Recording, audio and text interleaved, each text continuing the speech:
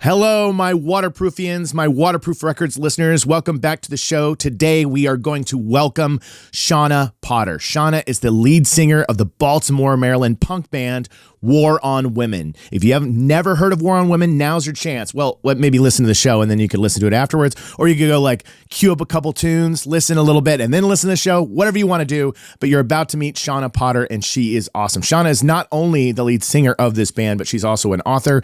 She wrote a book called Making Spaces Safer. She is an intimacy coordinator for film and TV and photo shoots.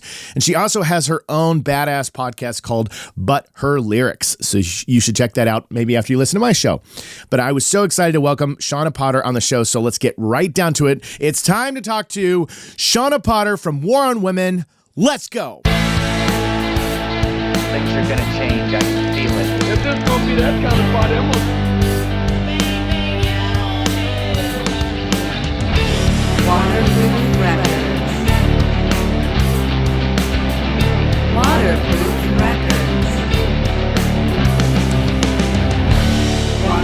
Records with Jacob Gibbons. You know, there's part of me that thinks to myself, do I need to do the setup and then the song, the theme, the Waterproof Records theme, and then start the show? Or should I just start with the theme and then get it right into the show? I don't know. I second guess it, but then I realize I'm like, well, the good thing about you seeing me first is if somebody clicks on the video or opens the podcast, at least they hear somebody talking and what we're about to talk about for the day. I don't know. I need to experiment with that. Maybe taking a clip of the interview and putting it up front. I just check out other people's shows and I'm always seeing what they're doing. And I'm like, maybe I should try that. But before we sit here and dismantle and reorganize the way that I've done this podcast for now 76 episodes, we're just going to talk a little bit about DistroKid. DistroKid is the discount that I can give you right away. I can give you music knowledge, I can give you interviews, I can give you comedy, I can give you feels, but I can also give you 30% off of your first year with DistroKid. All you need to do is click on the link, distrokid.com/VIP/waterproof. DistroKid is how you're going to get your music out in the world, and I can save you money doing that. So you need to click on that link, and then you take advantage of 30% off your first year, and then you can put your music everywhere. All the streamers, YouTube, and now finally you can be discovered by the world for your immense talent. It's now time to begin our talk with Shawna Potter, which I've been looking forward to. So let's get right down to it. Welcome to Waterproof Records, Shawna Potter. I'm so happy you're here. I'm happy to be here. Thanks so much for having me. Yes, this is one of those awesome instances where my guest is someone that I've met and hung out with before. Yes, but we were busy watching. We were busy. It's not like we were.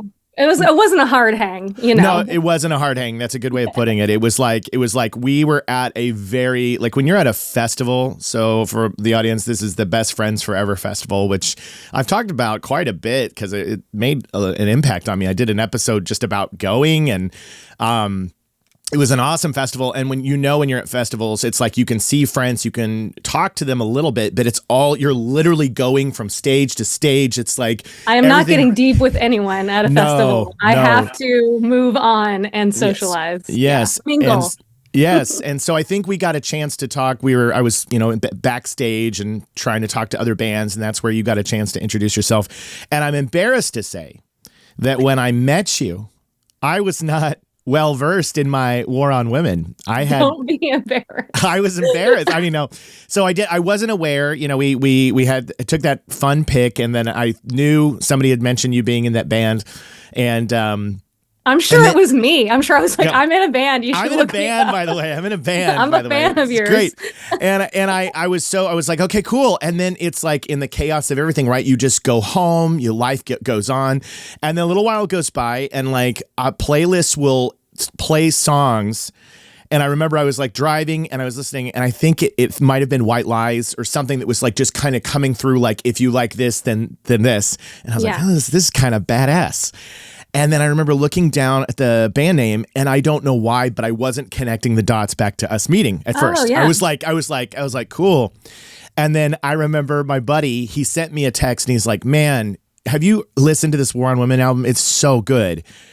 And then all of a sudden I was like, why is this band name so familiar to me? Why do I know it? And then a light went on and I was like, I know the singer of this band. I met that lady. I met that lady. We took a picture together, and so I had to invite you on, and I'm so thrilled that you said yes, and just so excited because I've been digging into all your music, and you're going on tour right now with Helmet, and it's all just badass. I love it.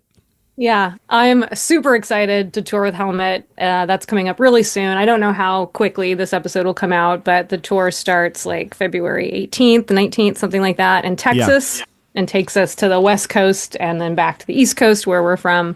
And so I'm playing like my hometown, Houston. So like my mom's gonna come I love and playing the West Coast. An East Coast band, we don't get to the West Coast a lot. So we're gonna see a lot of friends out there.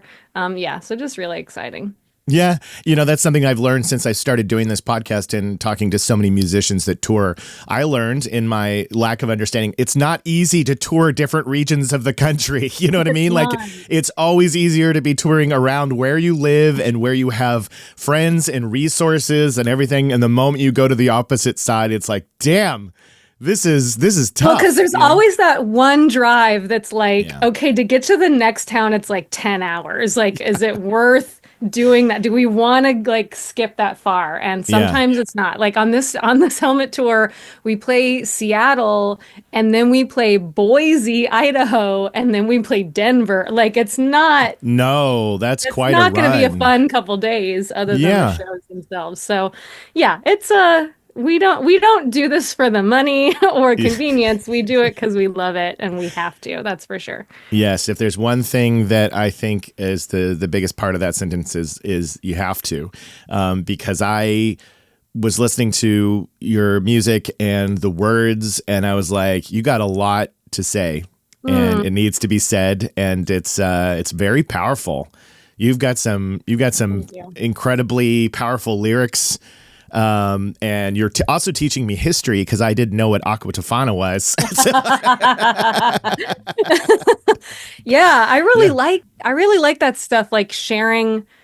It's an interesting thing to share something that you've learned about with an audience in like a different medium. Like maybe I watched a film or read an article and now I turn it into a song. And then, but how do you do that without being like, oh, you don't know about this? Or like, hey, everyone, I just Columbused racism, you want to do it in the right way that isn't patronizing, but it's also like, I learned this cool thing or I learned this terrible thing. And like, we should all know about this. Let me share that with you. Yeah, it's the opening track on the last album. And it's this, the Aqua Tofana is this poison that was used on husbands in Italy in the 1600s. And I was like, I never knew about this. It was like, wow. It's when death was the only way to get out of a marriage. Yeah. And so that became a popular poison attributed to like one lady and like one recipe, but it's likely that it, just spread and people figured a way out of terrible marriages. Yeah. It's a kick-ass song. The lyrics are amazing, really powerful. And then I was like, what is Aqua Tofana? I looked it up, and I just think that's so cool when like, just like what you talked about, where you learn something and you want to share something in the right way. Okay. I was hoping that you caught the shellac reference at the end of the song. I now I do. All it takes is for you to just absolutely point to it and explain it to me, and then I absolutely get the reference. Isn't that how references work? So it's a reference to shellac. That's great. I didn't catch it, but now I'll never unhear it, as Extra they say. layer. Yeah, absolutely.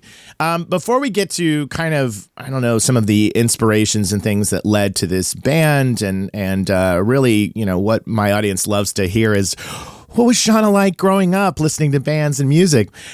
You're Maryland based, yes? Yes. Maryland. But you just mentioned you're from Texas. Yeah, H-Town, baby. Born in Houston. But not born and bred. I grew up in a lot of different places. I moved around a lot. Yeah. And so I feel very strong ties to Texas, but also to California, LA, and Nashville. Okay. That's where I feel like they're all my homes in different ways or That's influenced awesome. me. Yeah. I don't know if we got a chance to talk about this at all at Best Friends Forever, but I'm from Tulsa, Oklahoma.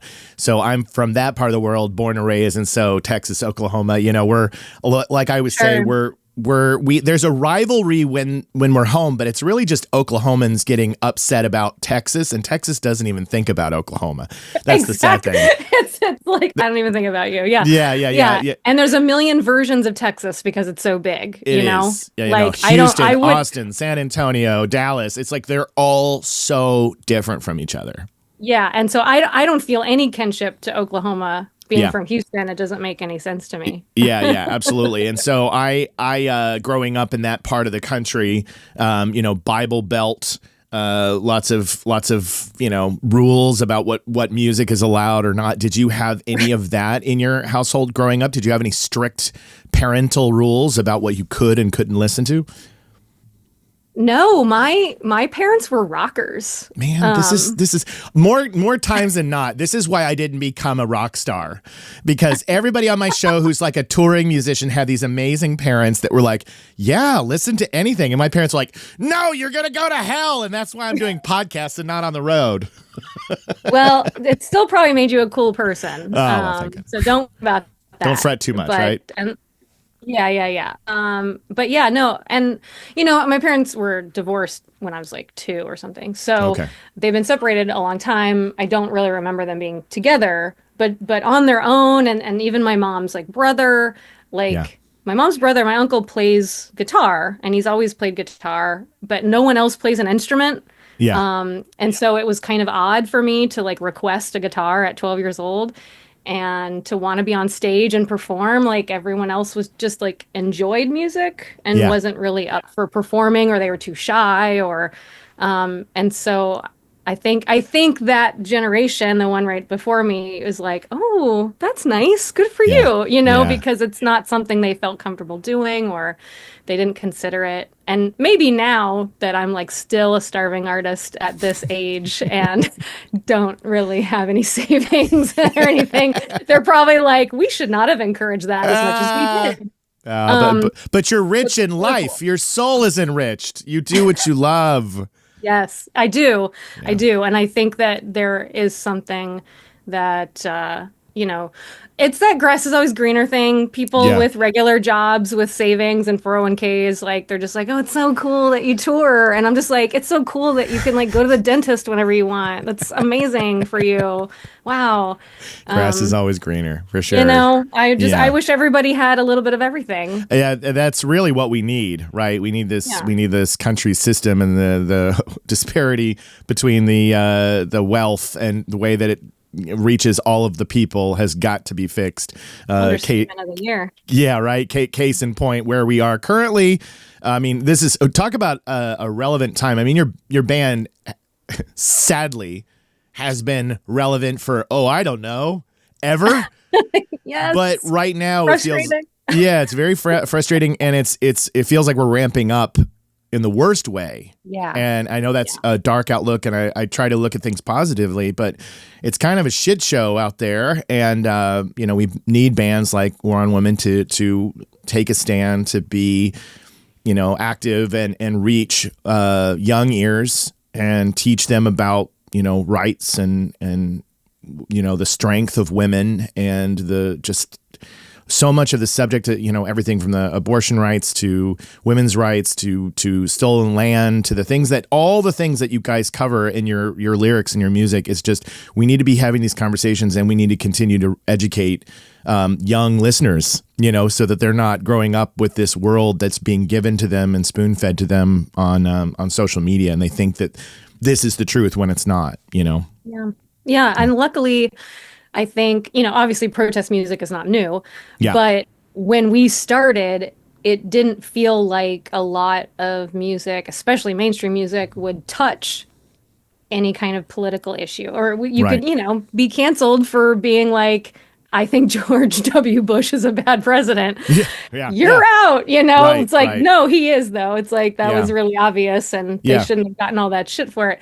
But Dixie now, Chicks. the chicks. So it's like, remember that was the world we lived in, right? and it was like, such a huge deal. Oh Like my it was God. crazy. Yeah.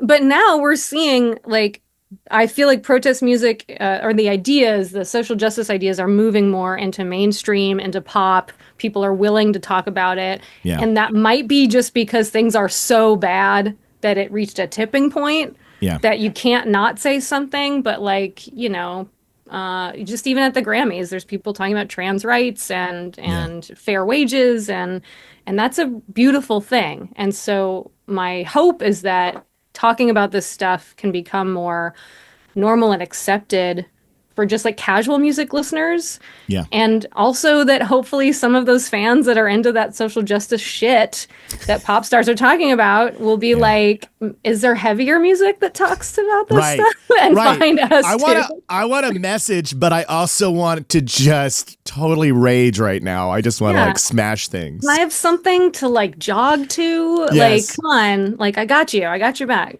Yeah, yeah, you definitely do. Well, let's go back to childhood and kind of I asked you what your waterproof record was, and this is a question that always everybody who comes on the show, it's either one or the other. It's never anything in between. It's either it's hard to choose because there's several that bubble to the top, or you'll occasionally have the person that's like, no question, this album, this is the one, this is it. So you had a one that you went to right away, but then we had some others, so we're going to talk about those as well. But let's talk about the one that you said it's got to be this. It's got to be Live Through This by Hole. Yeah, I mean, absolutely. I totally feel like it's possible that my DNA changed when I first heard Yep. it, you know? Yes. What do you want to know? Well, so and I'm glad you said your DNA changed. That's what I send. So my audience, that's what I send them over email because I have to describe, I've had this whole waterproof records thing. I'm like, maybe I committed to something that's crazy, but I started it because my son said the term when he was 3. And then I liked this idea of unsinkable tunes, like something unsinkable. And then I've had people online be like, do you mean watershed? Like, why are you saying waterproof? And I'm like, no. It's like a thing I'm making up. And then I've created this definition for it. And so I send to anybody who comes to my show, I'm like, what is that album that changed your DNA? What is that album that you were never the same again? You're at a party and somebody asks you and you're like, my life was never the same after this. So I want to know, you said you got a guitar at 12. Did you get the guitar because of Hole Live Through This? Yes. Yeah. Okay, so like growing up, I was a latchkey kid and had like a TV in my room. TV was Yeah. my babysitter. I watched MTV I was born the same year as MTV, 1982. Yeah. So it was always on. Music was a big part of our lives. And I have distinct memories of watching MTV before going to school, like elementary school. And that was kind of fun because it would be the same music videos every day for like a month or two. And then they would change it because Sure. they're like, no one's up at 6 a.m. watching MTV except for me. Except so for it was me. like AC/DC, Listen to the Money Talk. And it was Hurt So Good by Mellencamp. And then like I Love Rock and Roll, Joan Jett.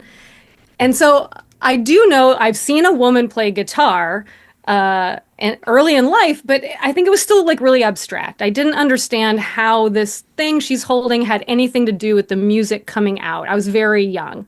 Yeah. Okay, so time passes, whatever. Eventually, for the first time, I see the Doll Parts music video. Yeah. And I'm like, oh, I can play guitar? Yeah. Girls can play guitar? Yeah. I can be in a band like everyone I see on TV. Yeah. Mom, I need a guitar for Christmas. I need a guitar. Yeah. Fucking A, I need Yeah. a guitar. And she's like, oh shit, okay, fine. And I got one. Yeah. And I got an acoustic. And of course, I was like a bratty 12-year-old. So I was like, acoustic, but everyone has an electric guitar. That led me on my journey eventually, of course, getting electric, starting a band, playing music, touring, like getting a record deal, getting dropped, like all sorts of things before I ever even moved to Baltimore Yeah. and started War and Women. So, it was just like, Yeah. all of a sudden, oh, this is for me. Yeah. And so then so mom, I need a guitar, but also mom, can you go to the mall and pick up the CD on the way home from Yes. work? I will be love it. waiting at home for you. Please bring me a CD. So she brought me, I think the same day, like Live Through This, Sonic Youth, Goo, and In Utero, and maybe like Dookie. And so I don't know if those were around, like if those could have been given to me at the same time, or maybe Hole was Yeah. first and then the others later. Those are all really close together in time. The only one that's the older one is Goo. That's a few years before, but those are all right around that window of time. So those were all hot records coming out right then. I think it's possible that I was like, here's my list. And she was like, fine. Yeah. But man, it was Live Through This on repeat. And I should send my mom a bouquet or something for making her listen to that at full volume for a year straight. But I just remember, like, I mean, I found my voice. Like, so you've heard my band. I have volume. I have air behind me. I learned to belt thanks to Courtney Love. Like, you could put your fucking diaphragm into it and have power behind it. And I remember when I would experiment with that early days of playing music with other people, like other people being impressed that I wasn't like scared or too quiet, you know? Yeah. And so because they were impressed and they liked it, I was like, well, I'll just keep doing that. Like, okay, positive reinforcement. But my most influential, the most like influential person on my vocals before Courtney Love was Janet Jackson. Wow. Who is a very tiny singer, like just like so soft and like delicate, light years apart. Yeah. And so it was just so groundbreaking to me to be like, fuck, I can play guitar, I can be angry, I can be powerful, I can say what I want, I can be messy, like, and it's like, fuck you. Yeah. Yeah. Absolutely. And that's great at 12 years old. Fuck you. Fuck you. What's so cool about it? Well, so for those of us that lived through the 90s and lived through this, we saw it was an incredible time for female singers coming forward, badasses, female, ladies in rock, women in rock. It was just like a really kick-ass time.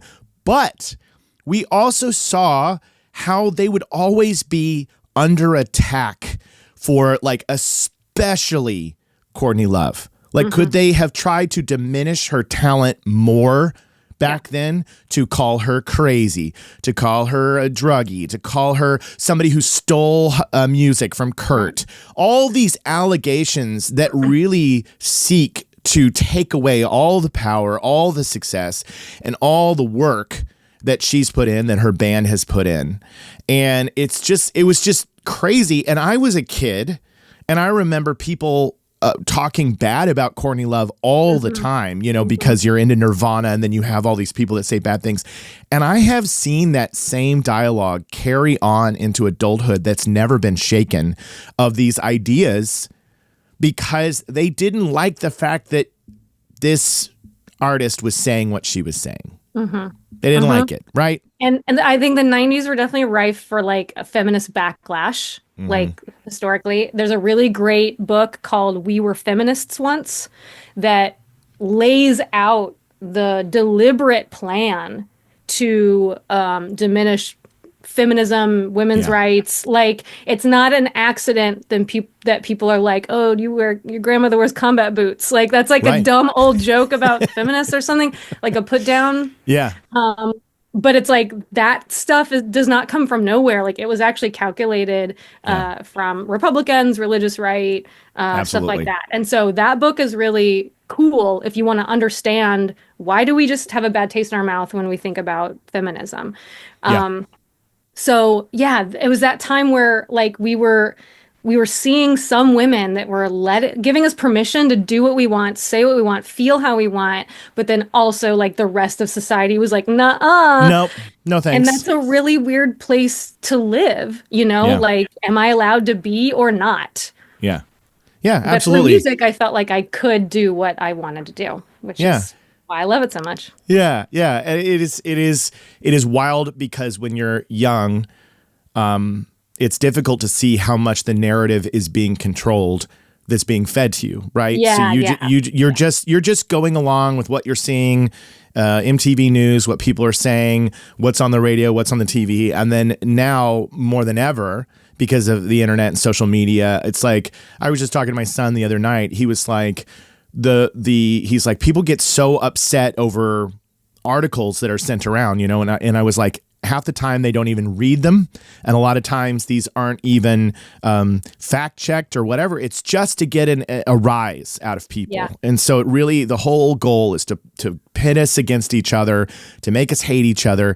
And really, when you look at somebody who's a strong, powerful female or a strong, powerful black person or whatever minority or group that's been slighted, no surprise that you're going to hear nothing but like bad things and like reports about how awful this person is, because there is a absolute attempt to discredit, to hide, to quiet people that challenge the norm or like what's expected of us. Challenge the norm, but even if they don't, it's like, who's allowed to be messy? Who's allowed to be imperfect? Yeah. Who's allowed, like the dudes in the Rolling Stones, how many children do they have combined? How many affairs have they had? You know what I mean? Like, right. And no one cares. No one cares. No one cares or talks about it ever. It's all about how fucking amazing they are. I'm obviously not comparing Hole to Rolling Stones, but it's that idea of like, who's allowed to be a full human being with imperfections? Yeah. Who's Not allowed? us. Yeah. Yeah. And so it's just one of those things that you hope in our lifetime you see this shift where everyone's allowed to be the way they are, to love who they want to love, to, just to there shouldn't be these men over here are allowed to be how they want to be, but everybody else, no thanks. And until then, come to a War on Women show and we can all be imperfect together. And let loose, because we need it. Absolutely. And not to make this all heavy duty stuff, because there's enough heaviness in the world, right? But you got to go out and get the anger out, get the intense feelings out, and there's no better place to do it than to go see live music and to go see you play, which I'm excited to do because I'm going to be there when you're at the Regent. Yeah? That's awesome. I'm going to be there 100%. Okay, well, you can't be on the list. You have to buy a ticket. I already got it. I'm just kidding. Oh, okay. I'm already sorted. I was going to make you sell merch or something. Have me work the table? I'll still do that. Do you know how fun that would be for people to walk up and, like anybody's like, wait a minute. Is Jacob Givens the merch person for War on Women? Yeah. Well, you're assuming they know your name. Come on, don't be like that. I know. What an arrogant. Look at this man. Assuming everybody knows him. No, it's Live Through This, great choice. So that was the one. That was a very, very powerful album. Changed, Courtney, even when she made it, has gone on record to say, their first album was a lot more rough around the edges, and then on this one, she wanted to prove that she could add melody and pop sensibilities, and so it's a really good entry point for anybody who wants to hear this badass, belting, screaming female. I remember the first time I saw Hole, and I the one that really took me was Violet. Violet was the one. Go on, take everything at the end when she starts screaming that. I was like losing my fucking mind. Yes. I was like, that's awesome. What a scream. Yes. Yeah. I mean, like the songs are good. It sounds good. It sounds like it's a unique sounding record to me. I was trying to think about the album today and I was like, I remember feeling like I could step into it. Yeah. Like there's like roominess and that plus the songs plus the yelling, it's like such a unique combination of things that come together. So really great, really good. But along the way, you mentioned a couple other albums that were definitely inspirational, and feel free to mention any of those because I knew them all. That you mentioned, I wasn't as well versed. Well, I don't want to steal your thunder, so you can help me remember what I fucking said. No, I said Helium. Yes. Pirate Prude. So that was a big one. Helium was a huge influential band for me, especially my old band when I lived in Nashville. We were all fans of Helium, and that definitely came through a lot. And so it's a band that I discovered thanks to Beavis and Butthead. Yes. Yes, because did they do Pat's Trick on They had Pat's Trick, but before that they had the song XXX. XXX? Yeah, right. And so that's what I saw first. And I was like, this is the weirdest shit my young mind has ever experienced. She's in like the subway and she's like smashing the overhead projector. Yes. Yes, there's like I remember. oil on the overhead projector, Yes. like on the wall. And again, like kind of messy and like Messy. baby doll and like smeary and like just like weird little like weirder songs in Whole. It's not like Whole. It's like just weird little shit.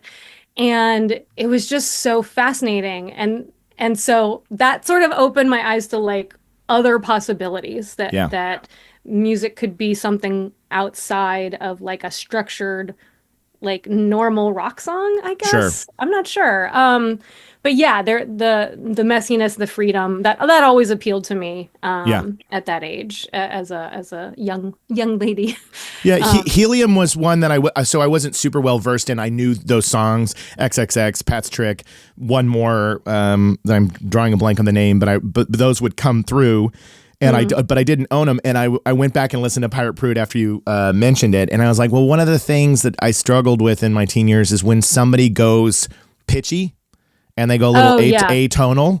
So I was a choir theater nerd, and that's so understandable. It hurts your heart. It hurts my heart. Yeah, like and it so just feels uncomfortable. I get it. It took a while for me to be comfortable in going. Like, perfect example, I love the Flaming Lips, but I'll never forget when I was getting into them back then, Wayne would dip into some pitches that I was like,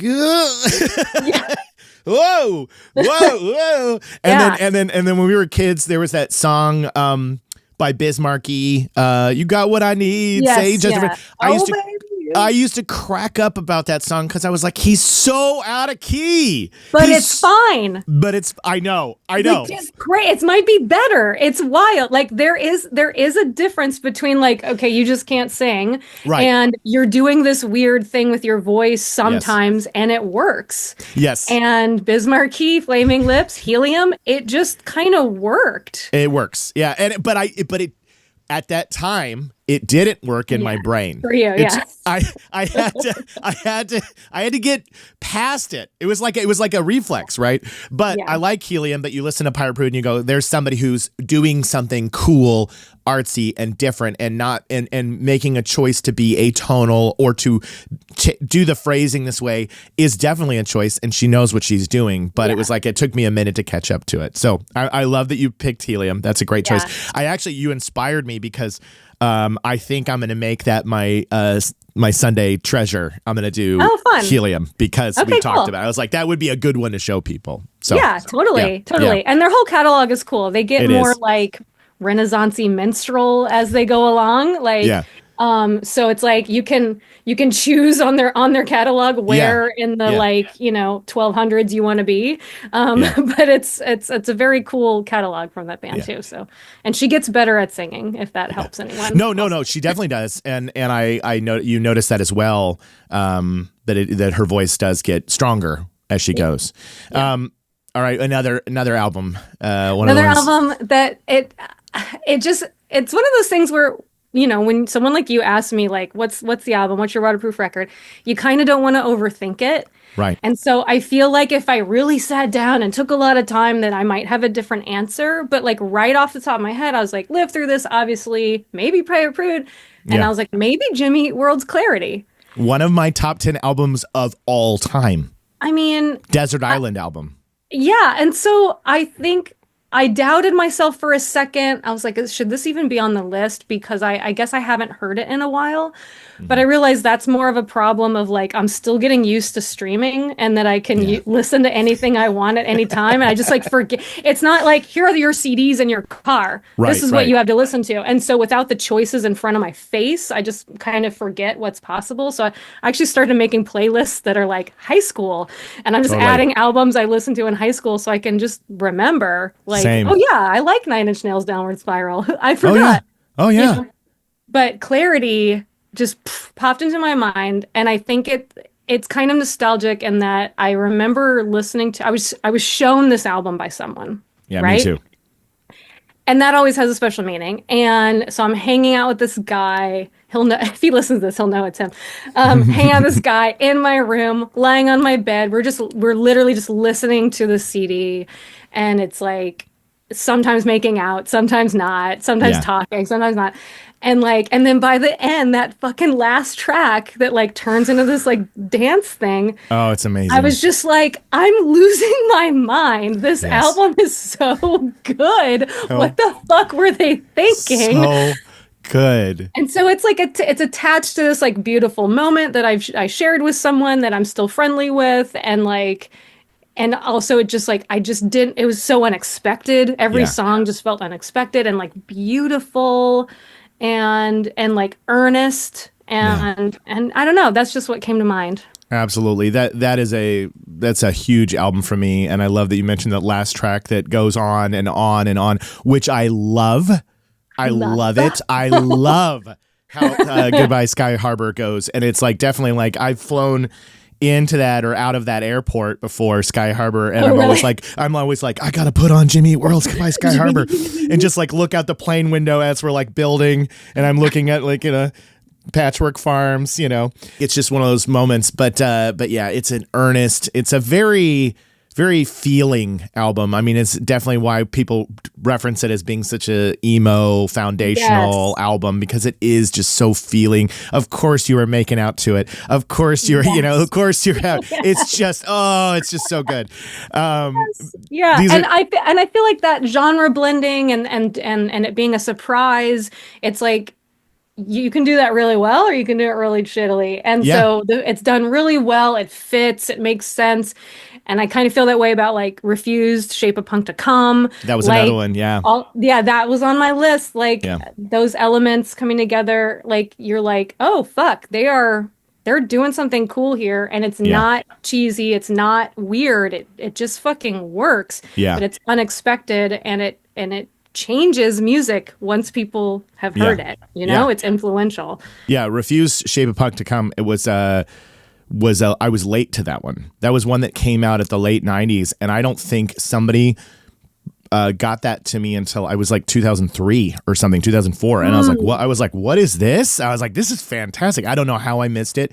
My punk roots are a little weak. They're a little weak. You know what I mean? Like, Right. like people ask me all the time, and I love going to see shows. I went to the No Values tour that came through LA because it was, there were a lot of artists on there that I wanted to see, but my foundations are a little wobbly.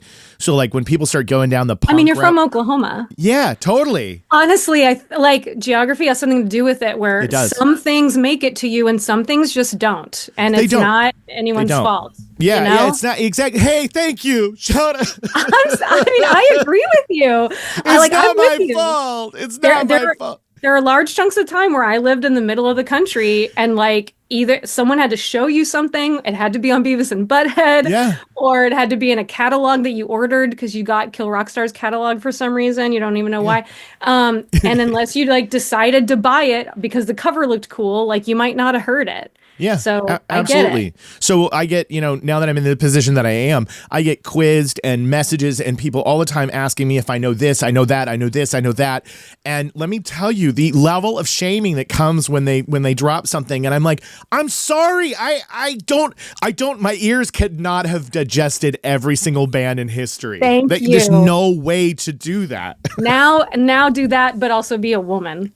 Oh yeah, absolutely. So usually people are like, have you heard this? I just say, no, I haven't heard anything. Leave me alone. I don't want to talk about it. Yeah. That's why that whole meme started of the, you like that band, name 3 songs. It's literally a bunch of That's real. Yes. That has been said to me. It's been a while, but I remember that being said to me. I'm just like, fuck off. Let me wear a t-shirt. Who gives a shit? Yeah. It became a meme, and it was a real thing that was happening, but I'm actually glad that it became a joke because it was said so much that it made total gatekeeping, totally dorky, like music snob dudes, made them shut the fuck up. You know what I mean?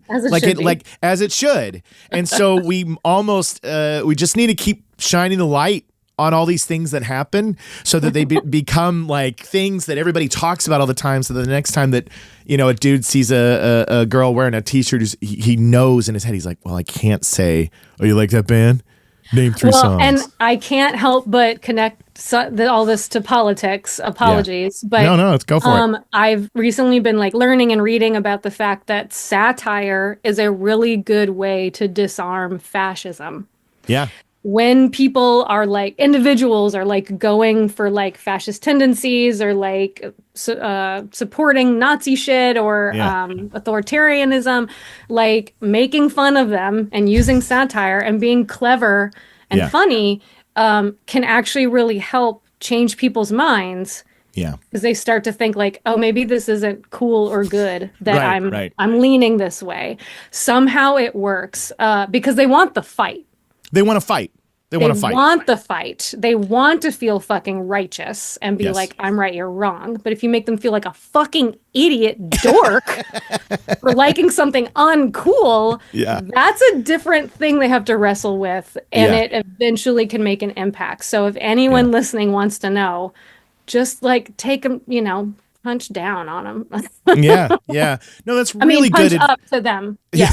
I gotcha. You get what I'm saying. Don't punch down, punch up. Punch up. I was going to say that's really good advice, and I hope everybody takes, that lesson, which is you really, if you're going online and you're getting in these comment wars and you're trying to win over somebody, they're never, if you're fighting with them and you're yelling at them, they're just not going to budge. And if anything, they love it, and they're going to bear down even more. They get off on it. Yeah. So the way I'm a person who loves humor and I love comedy and I love making people laugh. And so if I could ever encourage everybody that those kind of confrontations, if you can find a way to not let it hurt you so much, you know what I mean, and take over your soul and be able to stand for what you believe in, but don't let those people, because that's what they want. They want to really eat away at your being. Yeah. And I love this suggestion of satire. I love this suggestion of just like find a way to be like, what you're doing is not cool. Obviously, I didn't invent this idea, like it's a good tactic if you're lacking one and you want a place to start. Start there maybe. I was able to. Can I plug my own podcast? Of course, I know you have one. I do have one. It's called But Her Lyrics, and for the first season, I just broke down war and women songs to help promote an album that came out in 2020 and we couldn't tour called Wonderful Hell. Which is a really clever idea. Really clever idea to do that. To do a podcast. Yeah, it's a great idea. Podcasts, promote the album. We're all on lockdown. What a great idea. Thank you very much. I really enjoyed it. I got to like dive deep with all the band members and like ask them about the issues that I was talking about and what do you think the song's about? Because it's always like, I thought you were talking about cheese or something. Yeah. Like I can't hear you. I don't know. But and talking about recording. And then I also like interviewed experts on the stuff I was singing about because I'm not an expert on everything. So, but I talked to Ian Dansken, who did the like alt-right playbook on YouTube, which is like a huge video series on like how to deal with alt-right dudes online. And we definitely have a conversation about how do you deal with folks online that just want the fight? How do you take them down? I also have an episode, of course, on Aqua Tofana with a historian. If anyone wants to know more about that, I talked to an actual historian that tells us what was going on in Italy at the time and why this poison was so needed. But yeah, it's cool. I'll link your podcast in the YouTube description. Definitely, and let people to go find it. But yeah, it's called But Her Lyrics, which is a great title for a podcast. Great reference there. So you're going on tour. I saw the dates. There's a lot in there that are, not a lot of rest between shows. And I was going to say that's got to be a challenge vocally to give as much energy on stage night after night after night. Are you, do you have a way to kind of prepare yourself for going on this path, this war path of just rocking out every night? You know what's funny? I think there's a lot of breaks on this tour. Oh, well, I'm impressed. Because I'm used to zero. Yeah. I'm used to no days off. So the fact that there are days off, That's I'm great. like, oh, so I can have a beer and I can talk all night and have a rest day and be fine. Oh, that's amazing. Awesome. That's amazing. Normally, we did fucking Warp Tour. That was like 2 months long, right? Jesus. Not a lot of days off. So, can you hear this helicopter and my No, dog? I actually Is that can't. it? Your mic Oh, okay, is cool. doing a great job of hiding it from me. Thank you, Mike. Yeah, my dog is just like, hey, there's something outside. Woof. Any fans of But Her Lyrics will absolutely recognize the woofs. So yeah, my method is usually just try to not talk, which is extremely difficult for an only child theater kid lead singer type. Yeah. What the fuck? It's torture. Were you a theater kid too? Yes, I was until I discovered guitar and was like, oh, I'm going to play in a band and sing my own words instead of someone else's. Yeah. Which was scary at first, but still. So yes, I'm a theater kid, and try and not drink or not drink very much. And that's Right. kind of other than that, it's like I'm already mostly vegan and drink a lot of water, and That's good. all you can do is just like vocal rest. Luckily, when you're the opener, you only play 30 minutes. And I kind of feel like we're sprinting. That's a sprint. You fucking go for it vocally, like physically, like hit them hard and then get the fuck out. I can do that. Okay. And then I just try to rest the rest of the time. That's awesome. That is great. That's good. Yeah. Good. So, but this is like days off. I'm going to be like having beer and like hanging out Right. and like So at the merch table. We'll have a beer at the merch table together. I Fuck can't yeah, wait. we will. Fuck yeah, yeah. we will. I love it. And so Brooks, obviously in this band, Brooks Harlan is also now in Jawbox. And has that been a challenge to share Brooks? It has. I was actually just talking with Melanie Radford of the band Blood Lemon about how she's also in Built to Spill. Right. And I was like, maybe I should have had Brooks and you talk for this episode because you guys can bond over being the person that's always unavailable or whatever to the rest of us. It can't be easy. It can't be easy. I mean, it's like we're happy for you, but it's challenging, right? It's like great, good for you. But you know what? Because of the kind of band that Jawbox is, they're not touring 300 days a year. Right. They're doing these very specific festival jaunts, maybe some shows around it, coming home, calling it, right? Yeah. And so it has been very like clear, this is when we're gone. And so we just plan around it. And it actually hasn't been a problem yet. And so That's good. It's fine. If they were touring more and like doing regular ass tours, then I'd be like, all right, take us on tour. Yeah. So Take that us then with we you so we can can play. open for you. Yeah. Hello. Yeah, absolutely. Which Brooks has done actually. So Brooks has been playing with Jay Robbins in like Jay Robbins band and like other projects for a while before he was asked to join Jawbox. And so late last year, we just did a run with Jay Robbins band on the way to Fest and back. Yeah. And so Brooks was on stage, for 2 sets, and it was fine. And because it's not drums, so it's physically possible. It's physically possible. Yeah. And it's been fine. But it is frustrating when he'll be looking at his phone and he's like, oh, cool, we just got that cool festival in Spain. And I'm like, who's we? Yeah. Who's we? And he's like, Who you oh, talking Jay about, Robbins. Brooks? I was like, yeah, okay, that's what I thought. I see. Be clear. Be more clear. Fuck you, Have fun in Spain. Yeah, have fun in Spain, Have asshole. fun in Spain. I love it. But that's why I went to Best Friends Forever Fest, because he was like, Jawbox is playing Las Vegas. And I was like, guess I'm coming along. Sorry about it. Yeah. I want to be at a festival where I'm not doing anything or obligated to have a voice that works or lifting heavy shit or be anywhere at any time. So it was a fucking blast to just be backstage and not do anything and just be a hanger-on. It was great. It was one of my favorite fests of the year. I have been to a lot recently because of my life now doing this, but the way that they set it up, just the way the stages were side by side, it was like really easy and balanced to get from one to the next. It wasn't like absolutely chaotic. It was a smaller festival. It wasn't one of those ones that you're like, oh my God, this place is enormous and there's 6 stages. It's like it was a lot easier. It was manageable. Yeah, it's manageable. But I was so glad that we got a chance to meet. And is there any plans for another album on the horizon? Yes. It might be something that's even being mastered soon. We're in a good spot with it. Awesome. I think we've been doing it very slowly, very methodically, taking breaks. We have no rush. Like we technically fulfilled our contract with Bridge 9 Records. Yeah. And so we might still go back to them. We might not. Like we're just in a position where like we didn't have to do anything. So we've just been taking our sweet fucking time. Yeah. And as the singer who's like done with everything, it's frustrating for me, but you know, whatever. Yeah. You got to wait. I'm like, okay. But so now we're just going to decide where we want to put it. When do we want to put it out? I have always like tried to be, is there a perfect time for a War on Women album, like politically to be released? And there have been times where I'm like, no, it has to come out right before the election, or we have to do this. And then now knowing that we have this fucking marathon of the next 4 years, it's like whenever it comes out, it'll be the right time.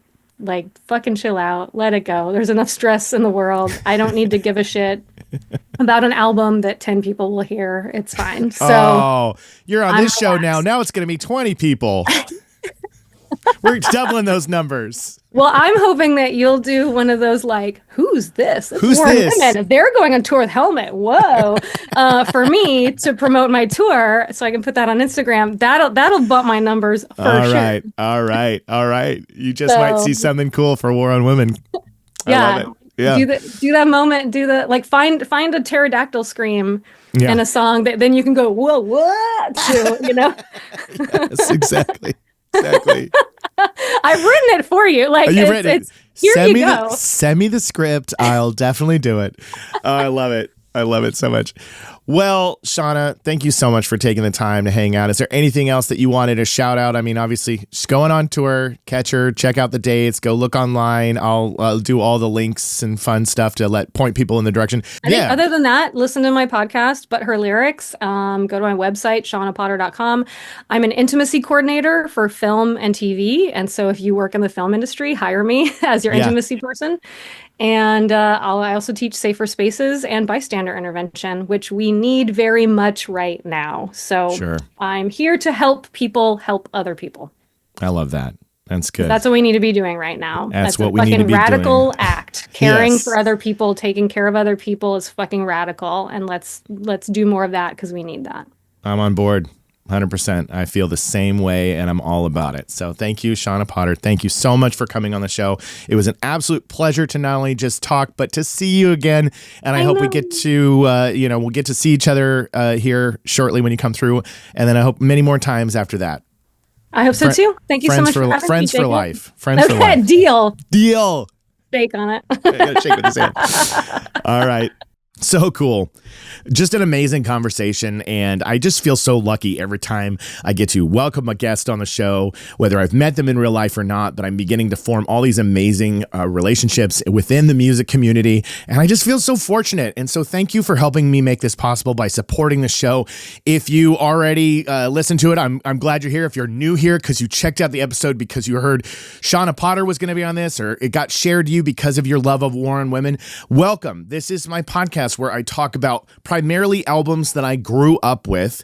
But once I run out of those albums, I'll probably move on to new albums, old albums, times before the 90s, times after the 90s, but I'll always have guests coming on the show, and I can't do it without your support. So make sure you're sharing the show, telling people about it, going and commenting, liking, subscribing, all the things, all the actions, because if you support me, then I can take this further and we can get bigger, and grow, and maybe take this one day to a live show that comes to a city near you. And the only way I can do that is with your help. So thank you so much. I appreciate you. And I have to give a huge shout out to Shawna Potter for coming on the show. I'm so grateful she came here today. And I also want to thank Pantheon Podcast. Pantheon is my network. They scooped me up not too long ago, and I've been happy to be a part ever since. Pantheon Podcast is your source for all things music. If you check out their massive catalog of incredible podcasts of music Music Center stuff. It's just amazing. And right there, when you go to their site, you can see my logo. It says Waterproof Records, so I'm part of the family.